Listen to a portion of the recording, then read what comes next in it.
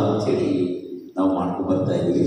ಅದರ ಜೊತೆಗೇನೆ ಒಂದು ಜ್ಞಾನ ಸಂಪಾದನೆಯನ್ನು ಮಾಡಿಕೊಳ್ಳೋದಕ್ಕೋಸ್ಕರ ಮತ್ತು ನನ್ನ ಆತ್ಮೋದ್ಧಾರಕ್ಕಾಗಿಯೂ ಮತ್ತು ನನ್ನ ಜ್ಞಾನವು ಕೂಡ 4 ಮಾತು ಆಡುವುದರಿಂದ ನನ್ನ ಜ್ಞಾನ ಅಭಿವೃದ್ಧಿಯಾಗಲಿ ಅನ್ನೋ ಉದ್ದೇಶ, ಒಂದು ಸ್ವಾರ್ಥ ಬುದ್ಧಿ ನನ್ನೆಲ್ಲ ತಿಳ್ಕೊಂಡು 4 ಮಾತು ಭಗವಂತನ ಬಗ್ಗೆ ಚಿಂತನೆ ಮಾಡ್ತಕ್ಕಂಥ ಪದ್ಧತಿಯನ್ನು ನಾವು ಅನುಸರಿಸ್ತಾ ಬಂದಿದ್ದೇವೆ.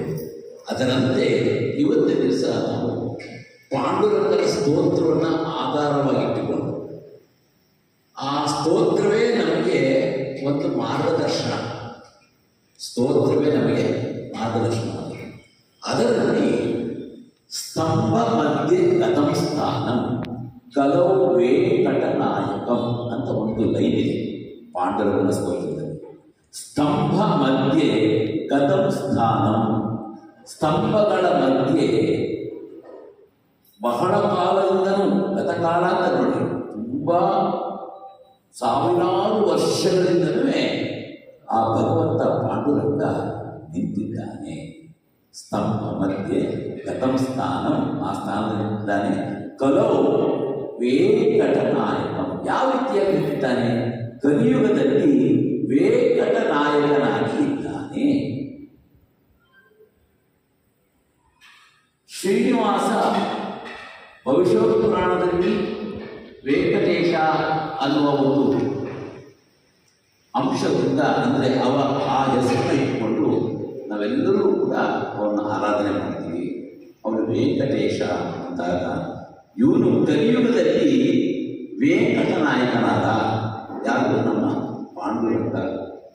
ಪುಂಡರೀಕನ ಭಕ್ತಿಯನ್ನು ಮೆಚ್ಚಿ ಇಟ್ಟಿಗೆ ಮೇಲೆ ನಿಂತು ಸೊಂಟದ ಮೇಲೆ ಕೈ ಇಟ್ಕೊಂಡು ಸಕಲರ ಪಾಪವನ್ನು ಪರಿಹಾರ ಮಾಡ್ತಾ ಇದ್ದಾನೆ ಅಂತ. ವೇಂ ಅಂತಂದರೆ ಪಾಪ ಅಂತ, ಕಟ ಅಂದರೆ ಪರಿಹಾರ ಮಾಡುವುದು, ನಾಶಗೊಳಿಸುವುದು ಅಂತ. ವೇಂಕಟ ಅಂದರೆ ಪಾಪವನ್ನು ಪರಿಹಾರ ಮಾಡುವವನು, ಅವನು ವೇಂಕಟ. ವೇಂಕಟನಾಯಕ, ಆ ವೇಂಕಟ ಪಾಪವನ್ನು ಪರಿಹಾರ ಮಾಡತಕ್ಕಂಥ ಒಡೆಯ ಯಾರಪ್ಪ ಅಂತಂದರೆ ನಮ್ಮ ಪಾಂಡುರಂಗ. ಅವನು ಹೇಗಿದ್ದಾನೆ? 4 ಕಂಬಗಳ ಮಧ್ಯೆ ನಿಂತಿದ್ದಾನೆ. ಸ್ತಂಭ ಮಧ್ಯೆ ಗತಂ ಸ್ಥಾನಂ. ಈ ನಮ್ಮ ದಕ್ಷಿಣ ಕಾನನ ವಿಠಲನನ್ನು ನೀವು ಸುಮ್ಮನೆ ನಾವು ಅವಲೋಕನ ಮಾಡೋಣ. ಆ ಸ್ತೋತ್ರಕ್ಕೂ ಇದಕ್ಕೂ ಎಷ್ಟು ಸಂಬಂಧ ಇದೆ ಅನ್ನೋದಕ್ಕೆ ಒಂದು ನಿದರ್ಶನ ಅಷ್ಟೇ. ಇದರಲ್ಲಿ ಕಾಕತಾಳೀಯರಿಗೆ ಸೇರಿಕೊಂಡಿದೆ ನೋಡಿ. 4 ಮಧ್ಯೆ ಕಂಬಗಳು 4 ಇದೆ, ಅದು ಮಧ್ಯೆ ನಿಂತಿದ್ದಾನೆ. ಹೌದು. ಸೊ ಆ ಸ್ತೋತ್ರವನ್ನು ನಾವು ಪಠಣ ಮಾಡುವ ಸಂದರ್ಭದಲ್ಲಿ ಇದನ್ನು ಧ್ಯಾನಿಸಬೇಕಾಗಿದೆ. 4 ಕಂಬಗಳ ಮಧ್ಯೆ ನಿಂತಿದ್ದಾನೆ. ಅವನು ಯಾವ ನಿಂತಿದ್ದಾನೆ? ಸಕಲರ ಪಾಪವನ್ನು ಪರಿಹಾರ ಮಾಡಲಿಕ್ಕಾಗಿ ಅವನು ನಿಂತಿದ್ದಾನೆ. ಹೇಗೆ ನಿಂತಿದ್ದಾನೆ? ಇಟ್ಟಿಗೆ ಮೇಲೆ ನಿಂತಿದ್ದಾನೆ. ಅದರಿಂದ ಪ್ರಯೋಜನ, ಅವನ ಪಾಪವನ್ನು ನಾವು ನಮ್ಮ ಪಾಪವನ್ನು ಕಳೆದುಕೊಳ್ಳೋದಕ್ಕೋಸ್ಕರ ಅವನ ಪಾಪವನ್ನು ಬಿಗಿಯಾಗಿ ಹಿಡೀರಿ. ನನ್ನಂತಹ ದೇವರಿಲ್ಲ ಅಂತಾನೆ, ನನ್ನಂತ ಭಗವಂತ ಇಲ್ಲ ಅಂತಾನೆ. ಯಾಕೆ? ಅವನ ಪಾದವನ್ನು ಮುಗಿಸ್ಕೊತಾ ಇದ್ದಾನೆ. ಎಂತಹ ಭಕ್ತ ವತ್ಸಲ, ಭಕ್ತರ ಪರಾಧೀನ, ಭಕ್ತರ ಕಂಡರೆ ಎಷ್ಟು ಪ್ರೀತಿ ಇದೆ ಅನ್ನೋದನ್ನ ವ್ಯಕ್ತಪಡಿಸೋದಕ್ಕಾಗಿ ಸಹ ಅವನು ಇಟ್ಟಿಗೆ ಮೇಲೆ ನಿಂತುಕೊಂಡು ತನ್ನ ಪಾದವನ್ನು ಮುಟ್ಟಿಸಿಕೊಳ್ಳುವುದಕ್ಕೆ ಅವನು ಸಿದ್ಧನಾಗಿ ಇದ್ದಾನೆ.